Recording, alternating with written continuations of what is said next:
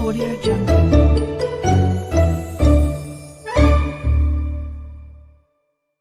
हीन हिरन।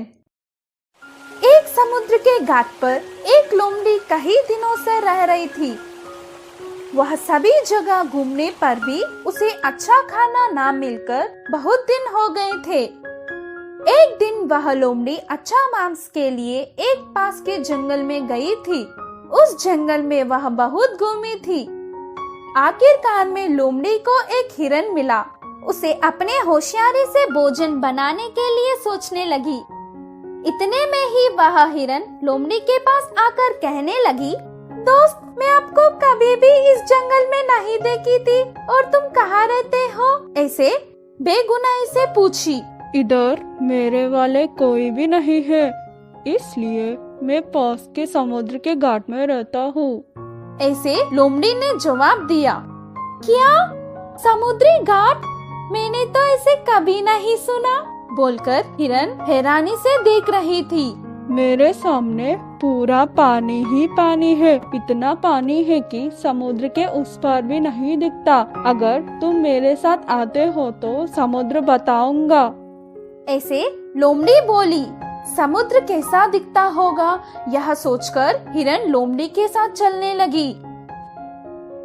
वह दोनों जंगल में चलने के बाद थोड़ी देर में समुद्र के पास पहुंच गए थे। समुद्र को पहली बार देखकर हिरन खुशी से उछलने लगी। उसी वक्त समुद्र की लहर उछलते हुए समुद्र के किनारे आने लगी। उस लहरों को दृश्य देखकर लोमड़ी, आओ लहरों आओ, मेरे दोस्त तुम्हें देखना चाहता है, उसे देखकर तुम वापस चले जाना। ऐसे लोमड़ी बोली। लहरें आकर चली गई। जैसे लोमड़ी ने कहा वैसे होने पर हिरन आश्चर्यचकित हो गया। लहरों, तुम ऐसे ही आते रहो, मैं और मेरा दोस्त तब तक बात करते रहेंगे। वैसे लोमड़ी हिरन से बात करने लगी। लहरें आने लगी और जाने लगी। लोमड़ी और हिरन बहुत देर तक बात करने लगे। थोड़ी देर बाद हिरन, तुम्हारे अधिकार में रहने वाले समुद्र को देखकर मुझे बहुत खुशी मिली। उसमें एक बार नहाने का मन हो रहा है, मैं जा सकती हूँ क्या?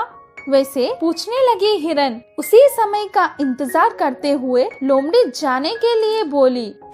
समुद्र में हिरन जाने लगी। थोड़ी देर गई कि नहीं, एक बड़ा सा लहर हिरन को डुबा लेकर गई और हिरन उस लहरों के वजह से सांस न ले पाई। इसी वजह से हिरन समुद्र के किनारे पड़कर मर गई।